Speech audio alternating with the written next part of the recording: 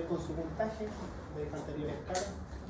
Son 30 preguntas de alternativa, o 35 parece que son. Solo alternativas y tiene la mitad cardíaca y la mitad respiratoria. ¿No se repasa? No, nada que repasar. Nada que hacer ya. ¿Qué clase es esa? Esta es la 7. Habíamos quedado en el Entonces, nosotros vimos la clase pasada, o sea, más que repasar, al final de la clase, claro, les puedo comentar, pero ustedes ya saben lo que voy a preguntar, porque ya le he dicho durante todas las clases. Yo no sé si escuchan los audios, no los escuchan, o las grabaciones. Le dije que para cardíaco se tienen que saber los potenciales de acción de una célula marcapaso, de una célula no marcapaso, de una célula auxiliar marcapaso. Tienen que saberse los efectos del simpático con el parasimpático. Tienen que saberse de cardíaco el tema de la definición de gasto cardíaco, dromo, batmo, todas esas definiciones que están puestas, de respiratorio, entender el volumen corriente, tidal. Si no saben esas definiciones, obviamente les va a costar. Hay preguntas que están súper fáciles y otras preguntas que tienen una complejidad mucho más mayor. Tampoco son preguntas, no tienen que aprenderse presiones, yo no les pregunto valores, nada. Es solamente tener los conceptos claros y yo he dicho lo que yo preguntando. La prueba está fácil, no creo. Está difícil, tampoco, pero el que estudia, además, lastimosamente, y es una opinión personal, yo creo que tener 2 días para estudiar es muy poco para cualquier ramo, y ustedes están en una sintonía que están teniendo 2 o 3 días con suerte para estudiar y su cerebro ya está colapsado, ¿no? Así que es súper difícil poder avanzar así. Yo creo que uno debe tener, o sea, yo soy partidario que uno tenga pruebas todas las semanas, no que focalice las pruebas en 2 o 3 semanas, porque al final no sirve de ni una cosa, metodológicamente hablando. Yo también fui estudiante y en cuarto no tuvimos ni una semana sin prueba, al final uno termina fundido. Ya la última prueba viene a darla y ya le importa un rábano como le vaya. Pero no es la idea, ¿no? Yo creo que, como le dije a otro curso, lo digo hoy, se lo he dicho ahí, yo creo que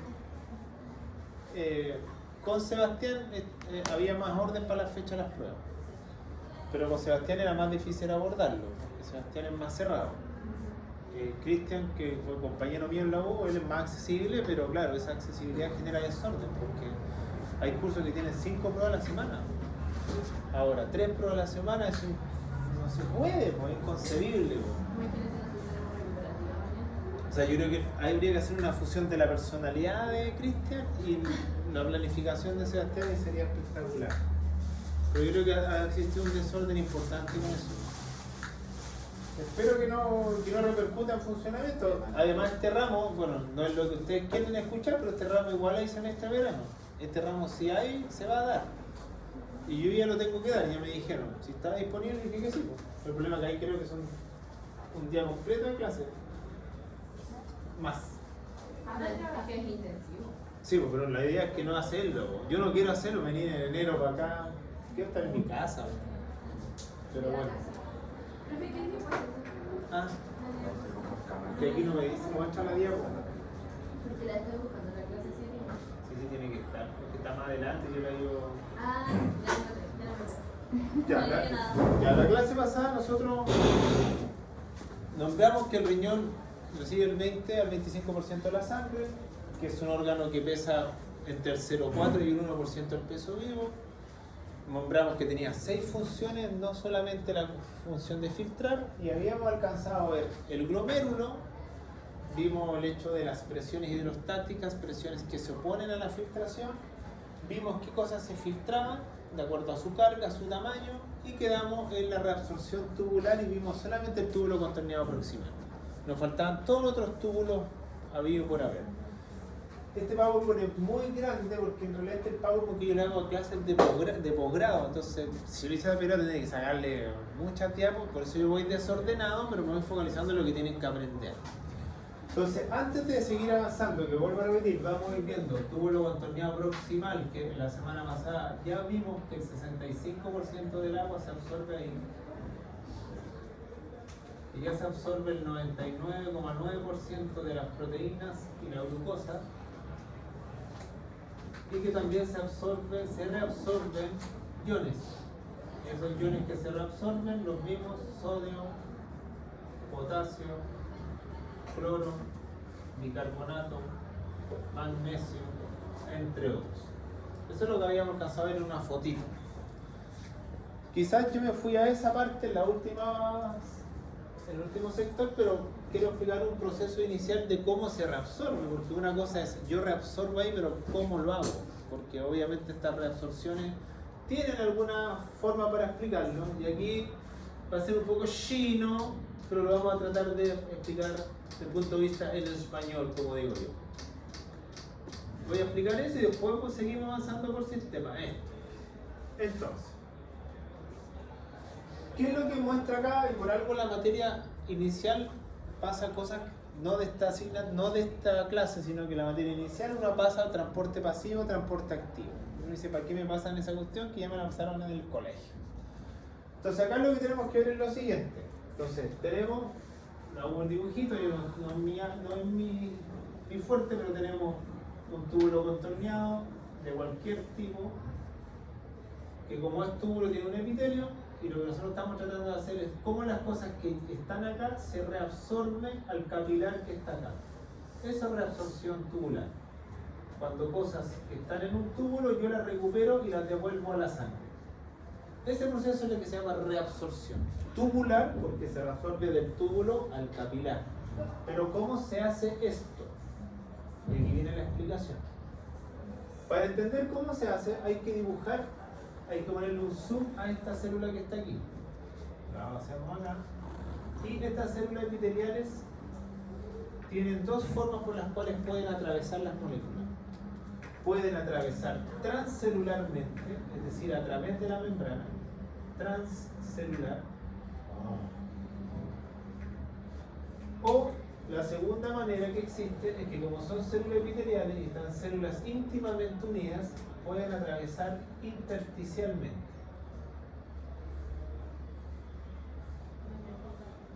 Por lo tanto, lo que muestra la diapositiva, o que algunos textos también aquí le llaman paracelular, porque recuerden que el prefijo para es al lado, todo lo que sea para en biología significa al lado. Por eso ustedes le dicen paravertebral. Cuando me dicen, te encontré una masa paravertebral, al lado de la vértebra. Encontré una masa.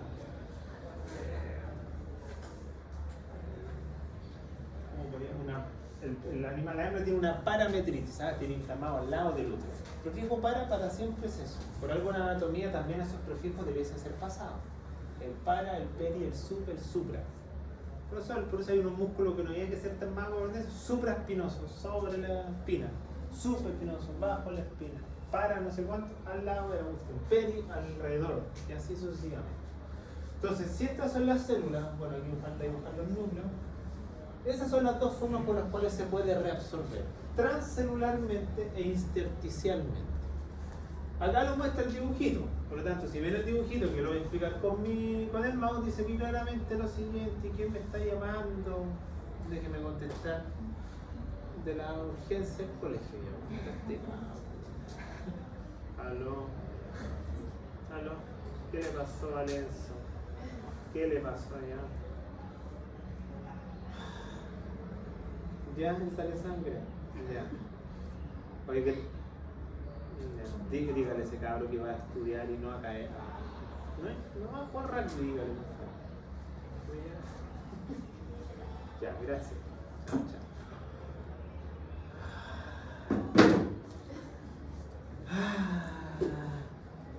Ya, entonces. Tiene que ir a jugar rugby ese hombre. Entonces aquí ven claramente, acá pone, esta es la célula que yo estoy dibujando acá, ahí está el capilar, y aquí muestra cómo tendría que ser filtra, es decir, colador, y cómo reabsorbe, que sería hacer todo este proceso. Entonces aquí ven claramente que hay algunas que van a atravesar a través de la célula y otras entre medio de la célula.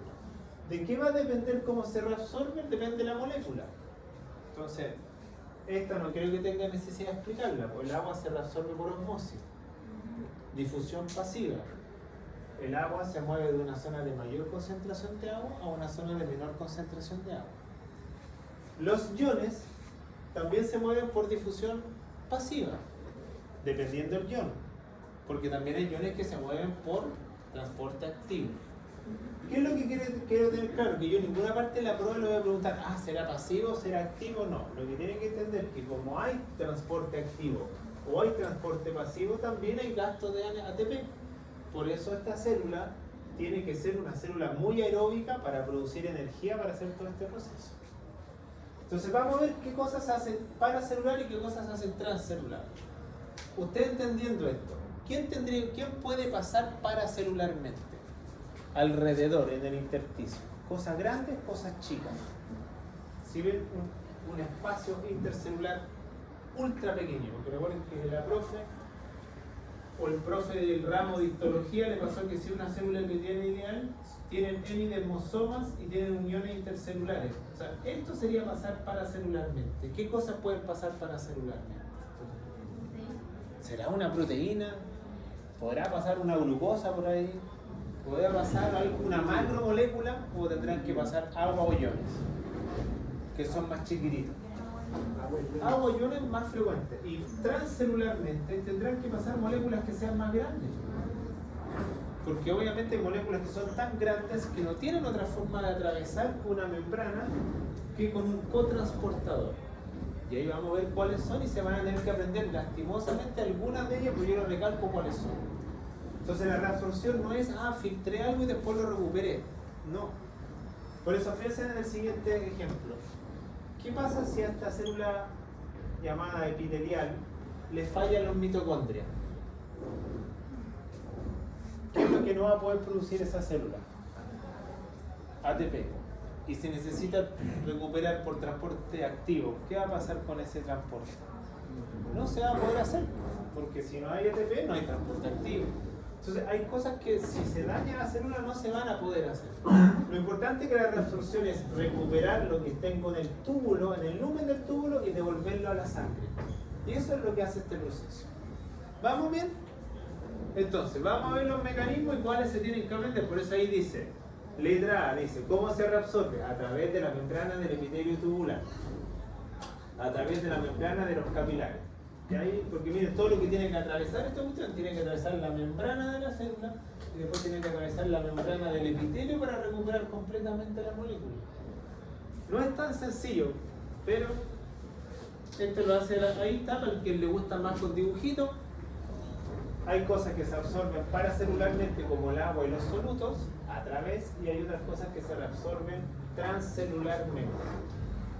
Ahí dibuja 3 células, una célula, 2 células y 3 células arriba. ¿Y dónde tiene que recuperarse? Del lumen tubular, atravesar la célula y además llegar al capilar. Eso es lo que se llama reabsorción tubular. Entonces vamos a ver cada uno de ellos. Entonces, muy interesante. Entonces, ¿cómo podría hacerse este proceso? El proceso, ¿de qué va a depender? Porque ustedes dirán, ya profe, le voy entendiendo, pero ¿qué cosas? Da lo mismo cómo lo hagan. Pero ¿por qué hay algunas cosas que estando acá, perdón, en el túbulo, por ejemplo, si lo dibujo así, tienen que recuperarse? ¿Cómo lo hacen?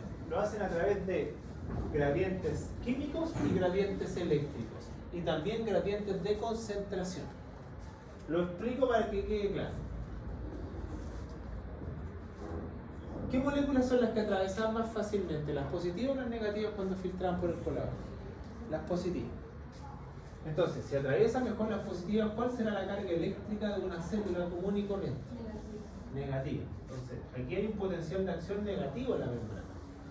Por lo tanto, ya me está queriendo decir que si hay un potencial eléctrico negativo, ¿qué cosas se van a reabsorber más fácilmente si la membrana es negativa? ¿Qué cosas se van a atraer electrostáticamente? ¿Cuáles cargas? Las positivas. Por lo tanto, obviamente, primero hay un gradiente químico que va a permitir que ciertas moléculas se reabsorban más rápido que otras, porque obviamente tienen una carga negativa opuesta a la membrana biológica. ¿Okay? Por eso dice ahí generación de gradientes eléctricos. Y con respecto a gradientes químicos, es lo que explico a continuación. Entonces, ustedes, no sé si se acuerdan, pero no sé si saben la diferencia entre esto.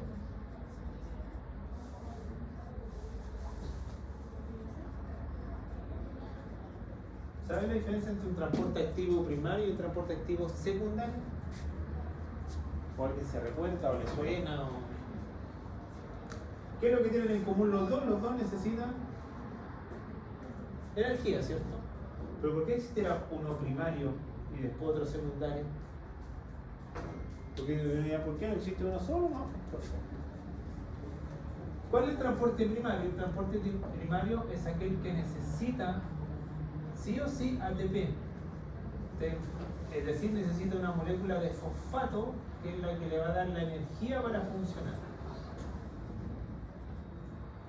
El secundario no es que no necesite ATP, pero como se llama secundaria, viene después de la primaria, por algo se llamará así. Entonces, esta secundaria no necesita directamente ATP, sino que la energía que queda disponible de la primera se utiliza para hacer el proceso. ¿Se entiende? Como el remanente de energía. No es que yo necesite una nueva molécula de ATP, pero igual es un transporte activo porque necesito energía. Si no hay energía, no hay movimiento. En cambio, lo pasivo, ustedes saben que lo pasivo es sin gasto de energía, por lo tanto es sin ATP. Por lo tanto, aquí el mitocondria no me sirve para nada, pero aquí el mitocondria lo necesito sí o sí. Porque si no hay mitocondria, no hay ATP y no hay energía. La primaria, vuelvo a repetir, ocupa el fosfato de pasar de ATP a ADP. Recuerden que eso es lo que yo ocupo, el fosfato que queda libre. En cambio, el secundario ocupa la energía que liberó el primer proceso. Entonces, dicho eso, ahora puedo seguir avanzando. Entonces, ahí sale el resumen que claramente yo, si yo quisiese, a los de posgrado yo se lo hago aprender porque son personas ya profesionales, se lo tienen que aprender. Pero miren lo que dice acá, dice: difusión facilitada, transporte activo secundario, transporte activo primario, canales de iones. Entonces le está mostrando cómo hacen todas las moléculas para reabsorberse o para secretarse. Las flechitas negras, reabsorción, las flechitas rojas o las otras son secreción, cuando salen al lumen al revés. Y ahí está la tortita. Si ustedes ven la tortita, ¿cuál de esos me tengo que aprender sí o sí porque son necesarios que se lo aprendan? ¿Ya? ¿Cuáles son necesarios? Hay canales de iones. Ustedes, el canal de iones que más conocen, yo le voy a decir cuál aprenderse, porque le voy a poner la torta en la prueba y aquí la flechita y le pongo que me memorice esto. No tiene ninguna utilidad didáctica eso. Lo que sí te están dando cuenta en muchos casos, que claro, hay iones de diferente carga, hay iones que van asociados a canales que son con antiporte o que son sin porte. ¿Se acuerdan de eso en la primera materia? Yo creo que sí. Entonces, ahora vamos a explicar esto. Pero me puedo concentrar así, me voy a romper ese tema. Miren.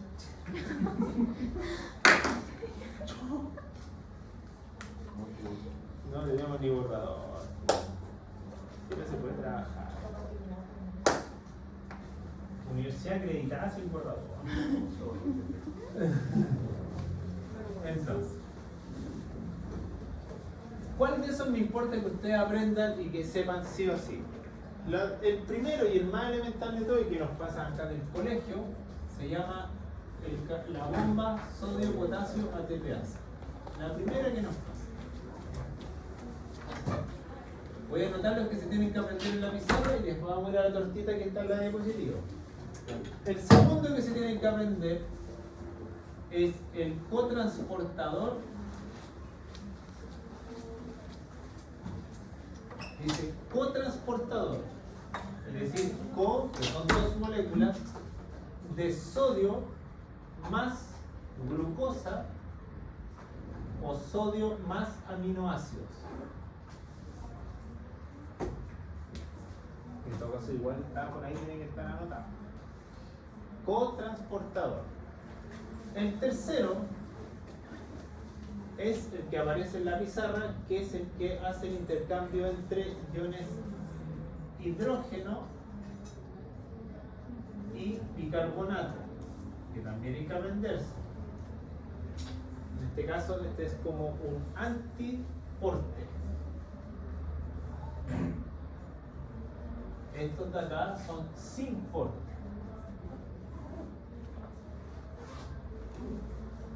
Y creo que con eso es lo mínimo que se tiene que aprender. Acá también hay otro antiporte que está puesto ahí, que es sodio con hidrógeno. Los demás yo creo que ya no viene al caso cómo aprenderse. Hay el otro, que está puesto ahí, que es cloro con bicarbonato. Esos 5 son los básicos que tienen que aprenderse o por lo menos entender. Yo vuelvo a repetir, yo a ningún caso usted va a llegar a la clínica veterinaria y decir, ¿sabe qué, señora? Su gato tiene un problema renal y tiene problemas en el simporte, con el antiporte, en el transporte pasivo, en el transporte activo. No, pero yo lo tengo que saber. Porque si ustedes están estudiando esta carrera, porque ustedes tienen que aprender el porqué de las cosas, no aprender recetas. Si quieren aprender recetas, estudien técnica. Acá tengo que tener una explicación para todo, porque nos falta el dueño, y por qué, y cómo, y qué, y cómo, y no puedo no tener una explicación para eso. Y lastimosamente, nosotros siempre estamos a la explicación, porque a un médico yo no le pregunto por qué, porque el médico nunca me va a contestar el por qué. Porque el médico, como nosotros lo elevamos a un estatus tan alto, me dice, usted tiene amigdalita y yo no le discuto nada, ¿no? Pero ustedes sí se lo tienen que discutir, pues si son vocabulario médico.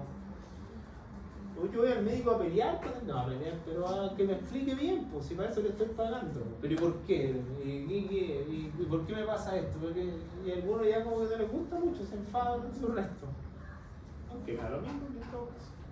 Entonces, si usted ve que cotransportadores, repito para que se entienda, cuando es antiporte, y yo lo noté ahí, y cuando es sin porte es lo siguiente. Antiporte, un ion va hacia una dirección y el otro va hacia la dirección opuesta. Y sin porte, los dos van en la misma dirección. Es decir, cuando una relación de pareja va los dos para el mismo lado, una relación sin porte, cuando uno va para allá y el otro va para allá, antiporte. ¿Cuál es la idea? Si ustedes ven los antiportes que existen, vean estos 3 antiportes que les estoy diciendo que se aprendan. ¿Qué tienen en común los 3 antiportes? Si ustedes ven, más que el nombre del ion, vean las cargas de los iones. El hidrógeno, ¿qué hace el hidrógeno con el pH? Si el hidrógeno, la concentración logarítmica de ion hidrógeno es el pH. Entre más ion hidrógeno, ¿qué hace? ¿Cómo está el pH? Si tiene como más ion hidrógeno, ¿ácido o alcalino? Ácido. ¿Cuál es la base más importante que nosotros tenemos para tamponar? El buffer.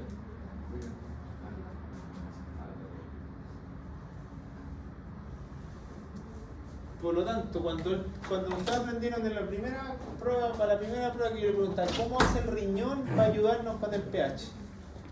Si está ácido, ¿qué hacía? Reabsorbe bicarbonato. Si está alcalino, ¿qué hace? Excreta bicarbonato, y con cuáles se queda. Por lo tanto, por algo tenemos este antiporte que aquí no está rotulado, no está escrito, pero juega con las cargas positivas de un ácido y con otra base, y así los va alternando. En qué momento reabsorbe uno, en qué momento excreta el otro. Y así, gracias a este antiporte, yo regulo el pH. Gracias a eso yo regulo el pH, por eso el riñón regula el pH, porque tiene esa facilidad. ¿Se entiende? ¿Qué pasa con el sodio y el hidrógeno? ¿Qué carga tiene el sodio? ¿Qué carga tiene el hidrógeno? Positiva. ¿Qué carga tiene el cloro? ¿Qué carga tiene el bicarbonato? Por lo tanto, lo que hace estos antiportes es regular la concentración de cargas. Porque ¿qué pasa si yo cambio las cargas? Si yo hago este dibujito que está acá. Ustedes mismos dijeron delante, ¿qué cargas son las que hay más hacia adentro? Son cargas negativas, y afuera las que más atraen son cargas. Pero yo las tengo que mantener en equilibrio, porque si no las mantengo en equilibrio, ¿qué va a pasar? Además de moverse para acá o para allá, ¿a quién va a mover también los iones? ¿Quién se mueve con los iones? ¿Quién anda atrás de los iones? ¿Quién lo mueve? Que lo vimos en el experimento cuando veíamos el eritrocito. Si le poníamos un agua muy salada, el eritrocito obviamente cambiaba su tamaño, porque detrás de los iones, ¿quién se va a sumar? Siempre va a ser el agua. Por lo tanto, por eso, cuando uno se deshidrata, ¿qué pierde? Iones. Y si yo no restablezco iones, no voy a hidratar muy bien al paciente, porque ustedes dirán, ¿por qué entonces si uno tiene, por qué no me agarro la llave, conecto una manguera y me pongo la manguera endovenosa? No me estoy hidratando. Porque tiene que estar en equilibrio los iones, porque los iones hacen que se muevan. ¿Se entiende el antiporte? ¿Qué hace el sin porte ahora? El sin porte hace que dos moléculas se muevan en la misma dirección. Y el sin porte más importante que tienen que aprenderse es este. Ese es el sin porte más importante. Ustedes dirán sodio. Sodio tiene carga positiva. ¿El sodio atraviesa membranas fácilmente? Si un ion, sí, pues además carga positiva y la membrana negativa. Y además, si ustedes se acuerdan, en el LEC, los iones más importantes en el LEC es sodio, cloro y bicarbonato. Por lo tanto, el ion sodio entra fácilmente. Entonces, el sistema que hace este sistema sin porte dice, el sodio atraviesa fácilmente las membranas, pero la glucosa y las proteínas no, porque pesan mucho. Por lo tanto, ¿qué tiene el sistema? Y que nos sale aquí como está, lo sale mejor dibujado acá. Debería salir mejor dibujado, no sé si sale aquí. No sale de esa manera. Entonces el sistema dice, si esta es la célula epitelial y acá afuera hay sodio, porque se filtró el sodio, hay mucho sodio y aquí hay glucosa. La glucosa es tan pesada que no puede atravesar por esta parte y tampoco puede atravesar por esta parte. Por lo tanto, la glucosa lo que hace, ocupa un cotransportador. ¿Qué quiere decir eso? Ocupa en la membrana hay un cotransportador que tiene dos espacios, por hacerlo así, y aquí va el sodio y acá se le pega la glucosa. Por lo tanto, cuando esto se da vuelta, los dos componentes ingresan hacia el interior. Entonces, si yo no tengo sodio, no puedo resolver ni glucosa ni proteínas. Por eso ustedes ven un perro deshidratado, el perro le miden la glicemia, ¿no? La que puede tener hasta baja porque está perdiendo azúcar. Si usted ve, no tiene ganas de nada porque no tiene proteínas, porque obviamente no puede hacer un cotransportador. Ya, dame un segundito, me está llamando la señora.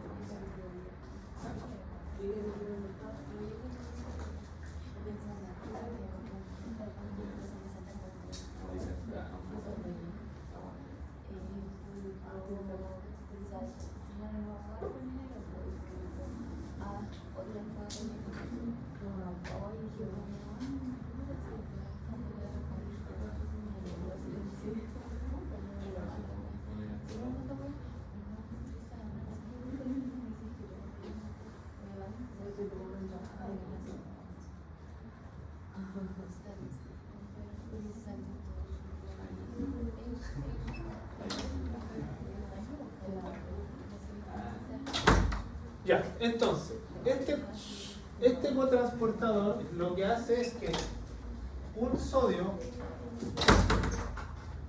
permite que yo pueda ingresar la glucosa y también aminoácidos que yo tengo. Por lo tanto, cualquier persona que tenga bajo el sodio va a tener problemas con eso.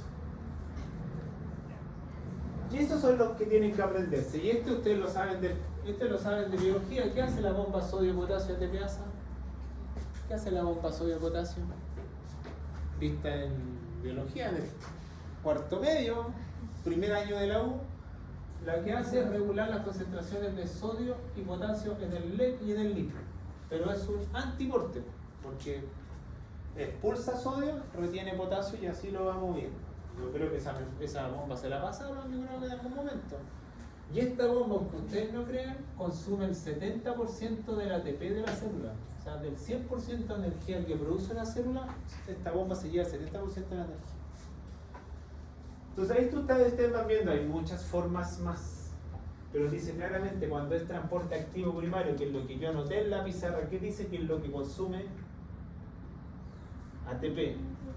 Y el transporte activo secundario aquí no aparece ATP, pero la energía que deja el transporte activo primario se utiliza para seguir funcionando. No hay que aprenderse todo eso, esto sí hay que aprenderse. Si no se aprenden esto, va a ser difícil entender lo que viene un poquito más adelante. ¿Estamos bien? Ya. Se entendió que existía el transporte transcelular y el transporte paracelular, ¿cierto? Bien. Ahora puedo seguir avanzando. Entonces vamos al túbulo contorneado proximal, que en ese quedamos en la clase pasada. Ahora vamos a ir al asa de Hendler, después vamos a ir al distal, al colector, y ahí hacemos el primer recreo. ¿Cómo le voy a preguntar esto en la prueba? Yo le voy a preguntar ¿en cuál de los siguientes sectores se reabsorbe más agua? Pum. ¿En cuál de los siguientes sectores se reabsorbe la glucosa? Pum. ¿En cuál de los siguientes sectores? Y eso es lo que tienen que aprenderse. Ahora vuelvo aquí en la pizarra.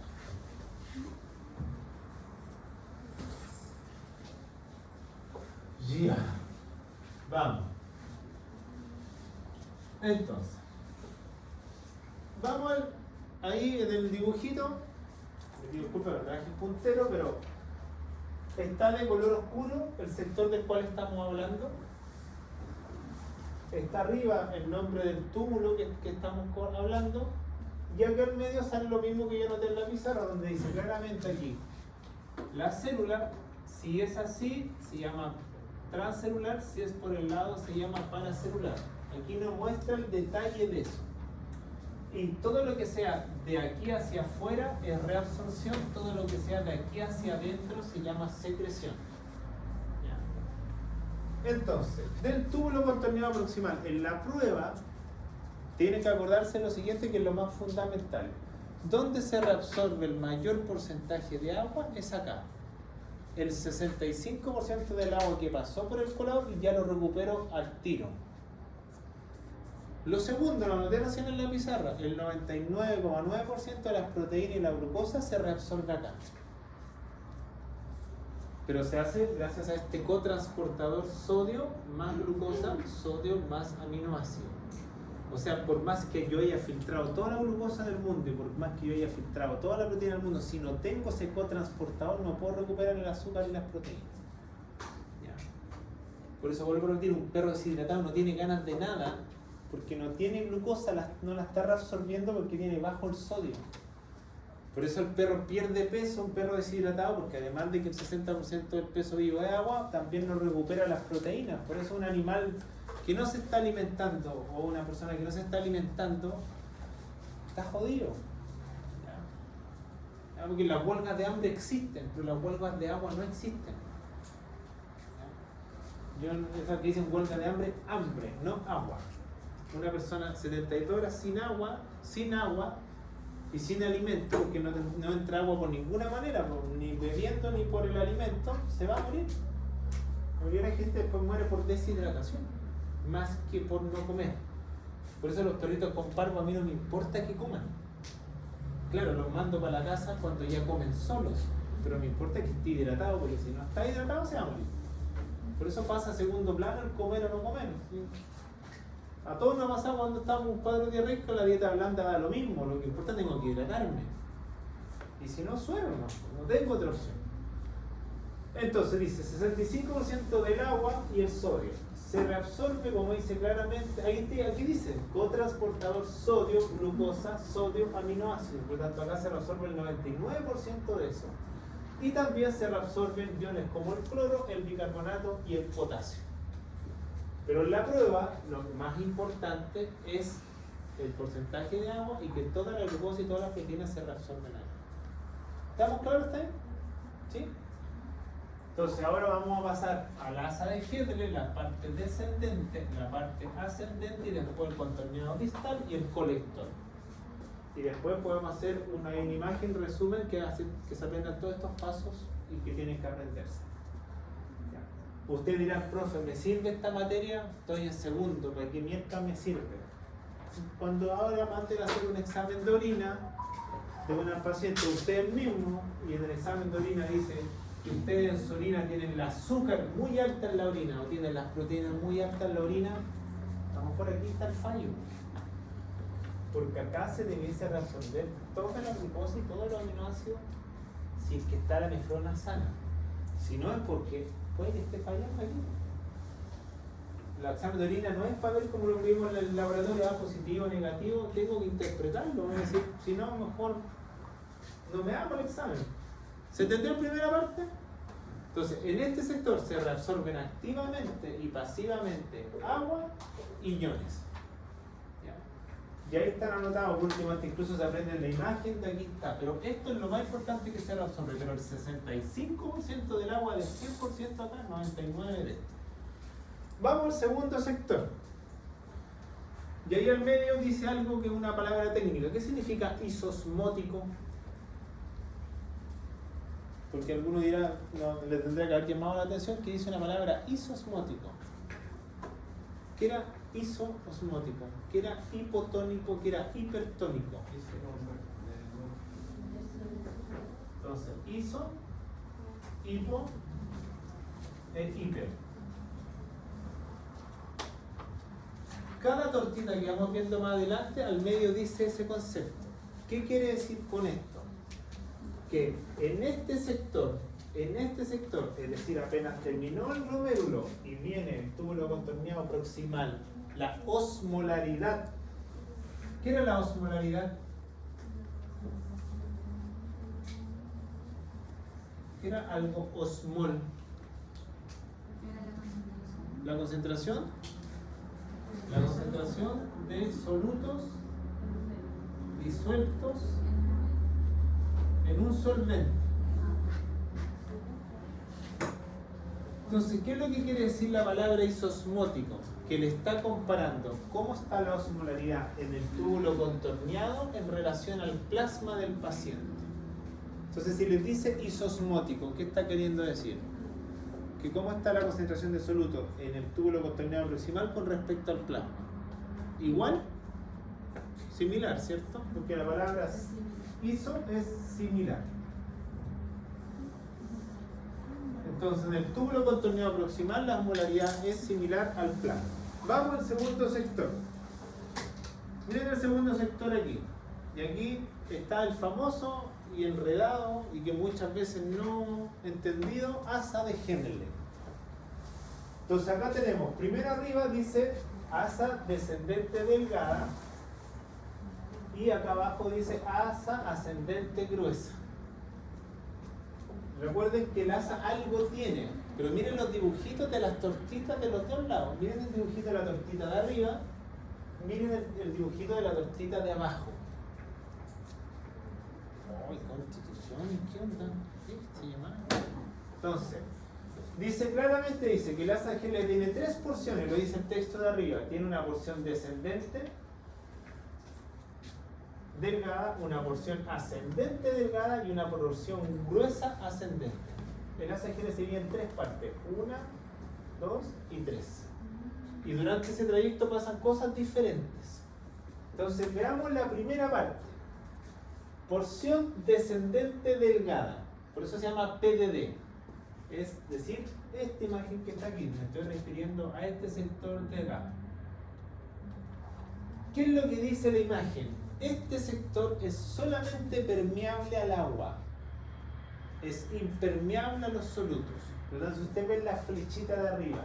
¿Qué es lo que se está reabsorbiendo en la flechita de arriba? Solo agua. ¿Cuánta agua? ¿Cuánto me queda todavía por reabsorber? Si arriba reabsorbí el 65%, me queda un 35% de agua que en algún momento de todo este trayecto tengo que recuperar. Y en este sector, ¿cuánto se reabsorbe? El 20%. Entonces, ¿ya cuánta agua ya llevo reabsorbida? 65 más 20, ya llevo un 85% que filtro y ya lo tengo recuperado. Pero como dice ahí, es permeable al agua y la reabsorción es del 20%. ¿Reabsorbo algún ion acá? ¿Reabsorbo algún ion? Entonces, si ustedes me van entendiendo con la idea, si yo reabsorbo agua, ¿cómo va a ser aquí la osmolaridad? ¿Será iso, hipo o hiper? O sea, si yo le saco todo el agua, estoy dejando los iones adentro. Por lo tanto, ¿cómo va a ser? Hiper. O sea, cuando el agua pasa, es isotónica o isosmótica acá, aquí empieza a ser hipertónica porque es rica en sales. Porque como las sales no las absorbe solo el agua, queda más concentrada.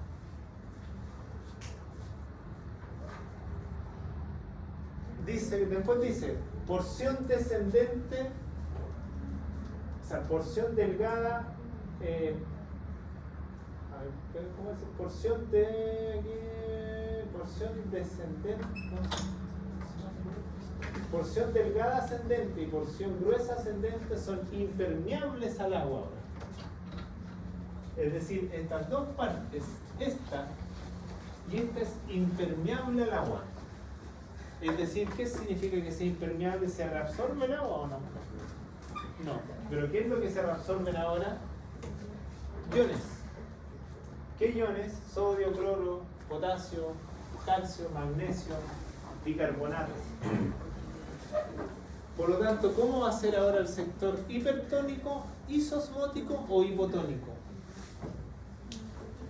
Si es impermeable al agua y además reabsorbe iones.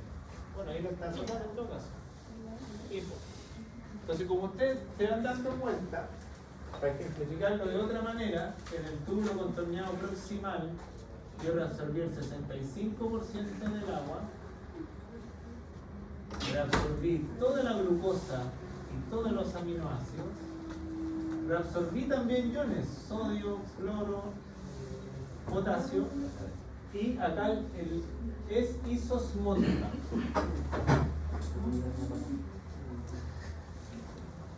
Después viene el asa de Henle, y en el asa de Henle hay tres sectores: la porción descendente delgada, la porción ascendente delgada y la porción ascendente gruesa. Estas dos impermeables al agua.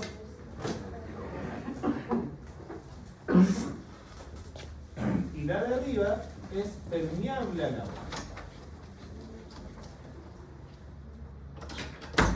Por lo tanto, como la de arriba es permeable al agua, reabsorbe el agua, acá queda todo hipertónico. Y cuando ya vuelve a subir el asa ascendente de Henle con sus dos porciones, es impermeable al agua, por lo tanto aquí se vuelve hipotónico.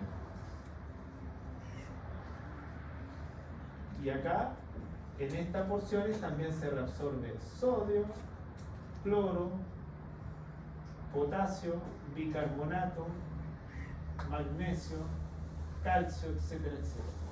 Y recuerden que aquí en este caso, permeable al agua, se reabsorbe el 20% más de agua, sumado a los 65 que están acá. Y eso es lo que se hace en el asa de Henle.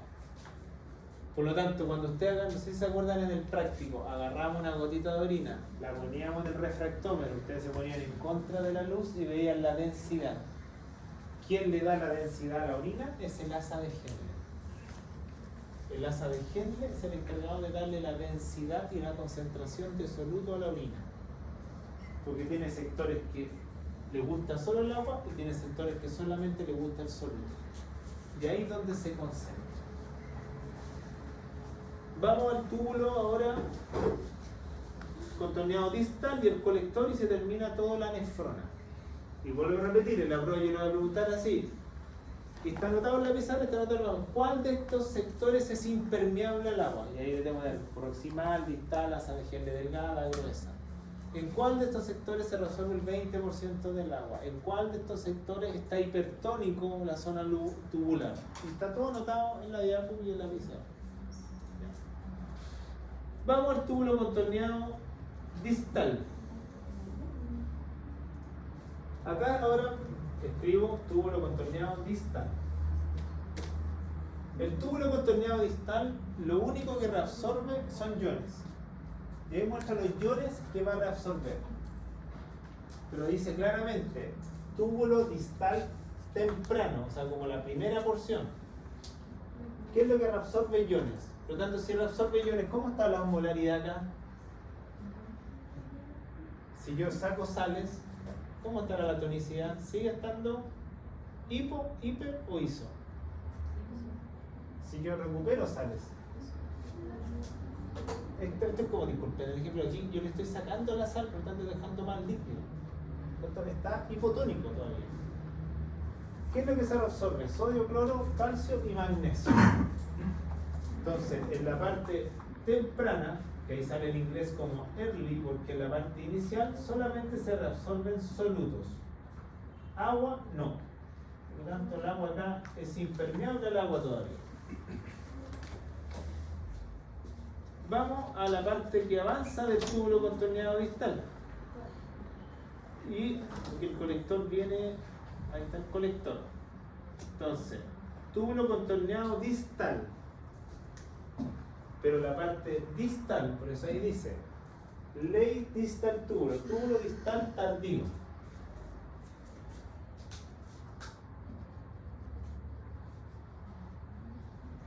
Y aquí viene el túbulo colector, que dice cortical y túbulo colector medular.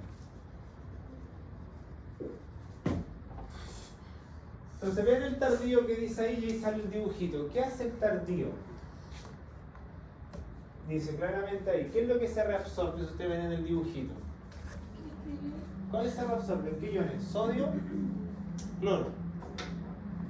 ¿Qué otra cosa se reabsorbe? Potasio y bicarbonato. Pero algunos me dirán, pero profe, aquí me aparecen flechas al revés. Entonces, si aparecen flechas al revés, ¿qué significa? Que en este sector que está aquí ocurre la tercera función que tiene el glomérulo, porque el glomérulo tiene tres funciones. ¿Cuál es la primera función de la nefrona? ¿Qué es lo que hacía el colador? ¿Cómo se llama la etapa, la función de cuando yo paso cosas por el colador? Filtración. ¿Cómo se llama la segunda etapa en la cual yo recupero iones que perdí o solutos solventes? Reabsorción.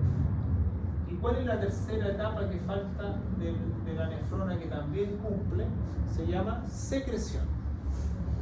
Por lo tanto, si ustedes ven la imagen, ¿qué se secreta del túbulo contorneado distal en la parte final? Si ven la imagen, ¿qué es lo que se secreta?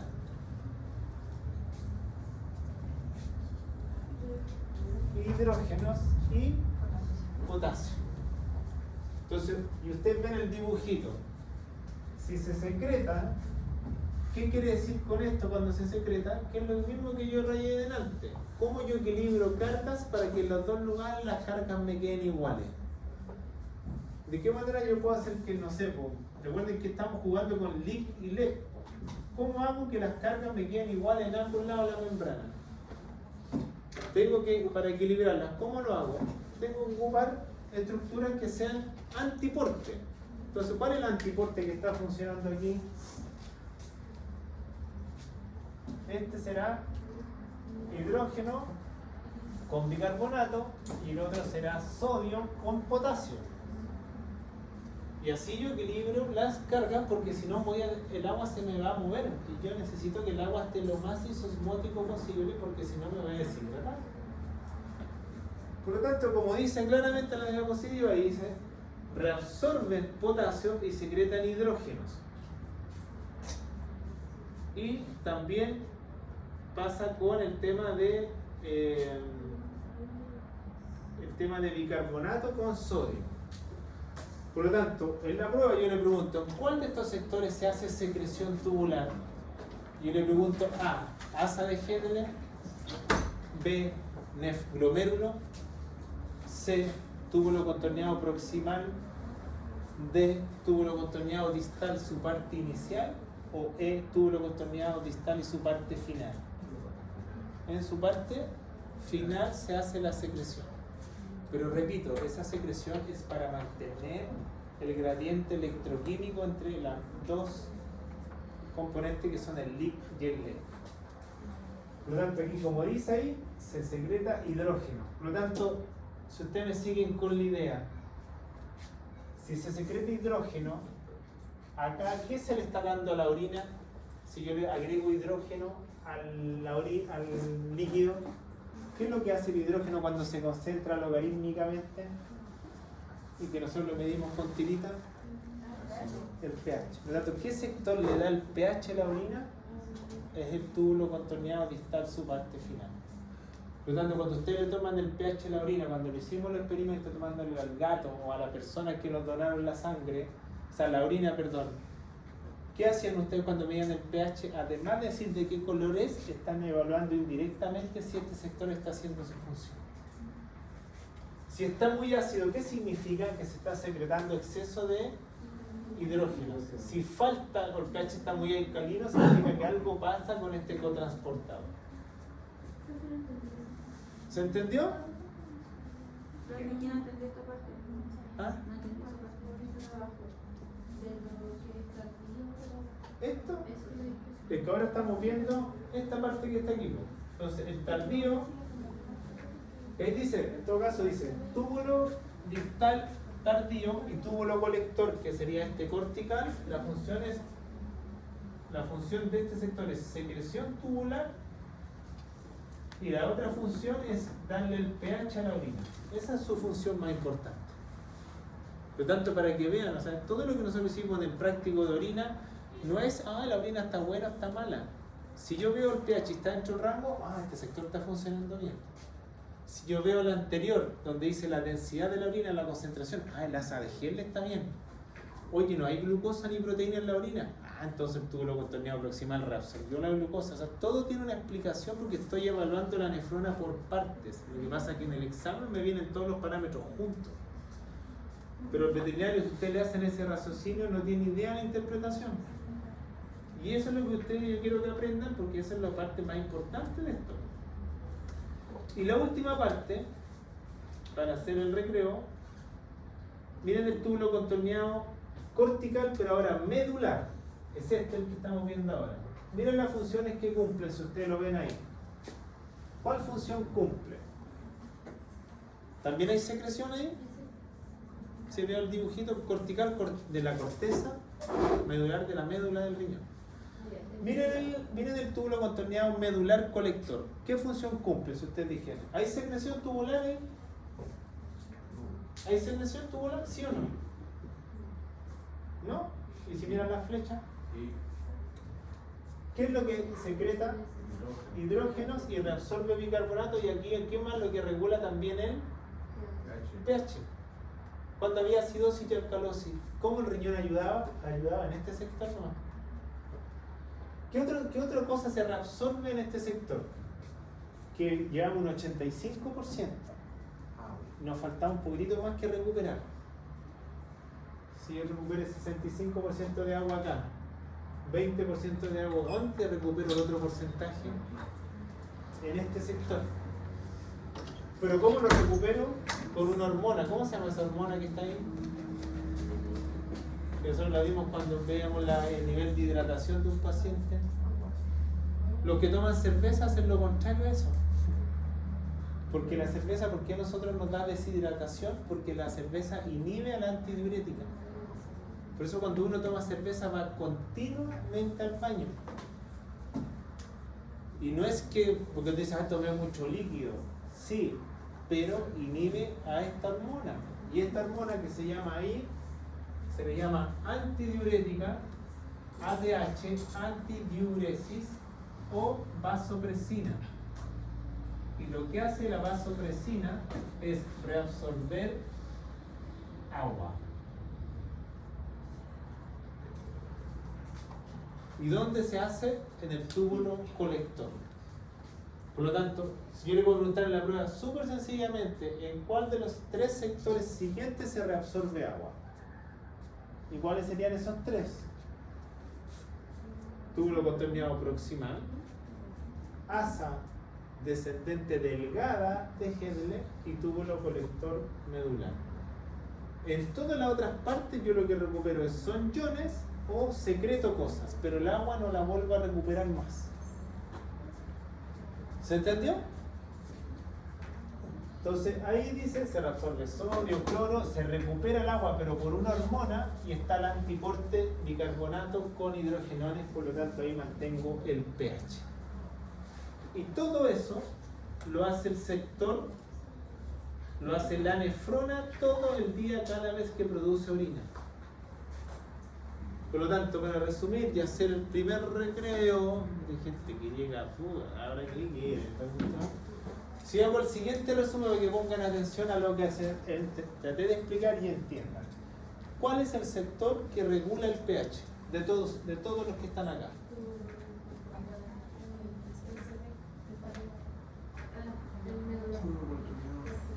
El medular y también el cortical. ¿Sí? Porque miren el dibujito de acá. Acá yo lo voy. ¿Puedo regular el pH ahí? Miren el cortical que yo puse ahí. ¿Puedo regular el pH ahí, sí o no?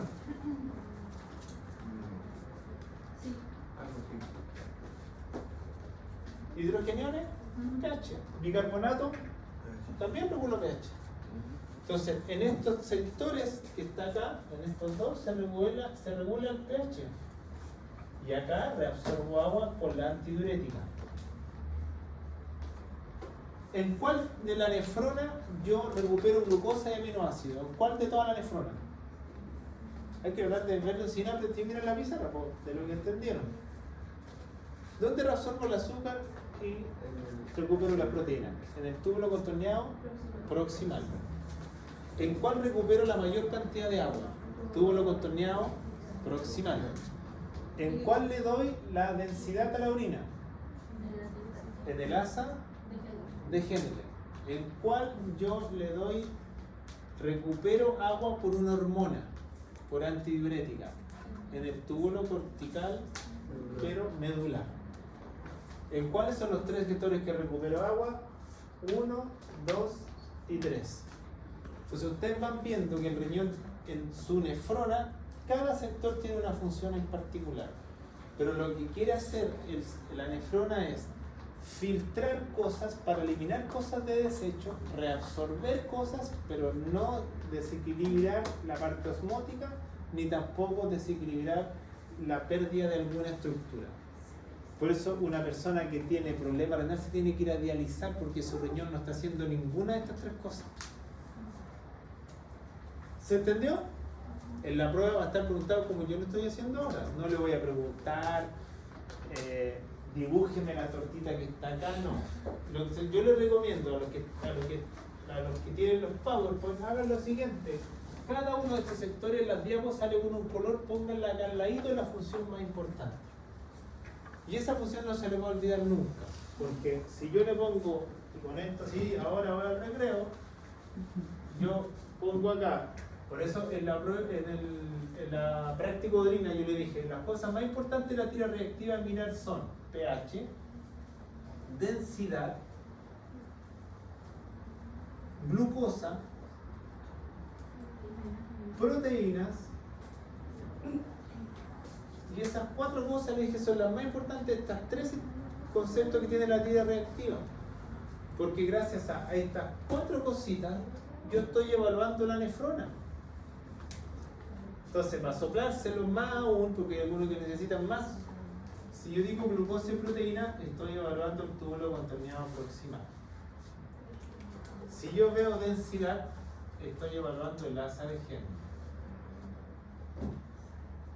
Y si yo estoy viendo el pH, estoy viendo el túbulo contorneado distal con el túbulo colector, lo estoy evaluando igual.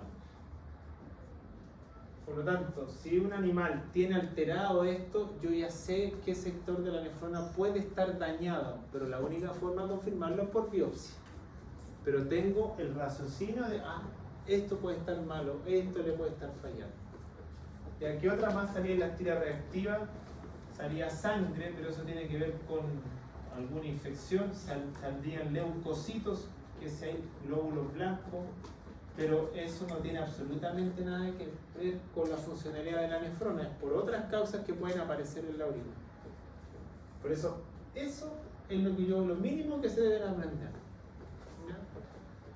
Por eso, si algo falla, alguien de todo este sector no está haciendo su pega. Así de sencillo. ¿Por qué causa? No lo vamos a saber nunca, pero por lo menos algo va a servir. Son, según mi reloj, 10:46. A las 11 volvemos con el segundo bloque.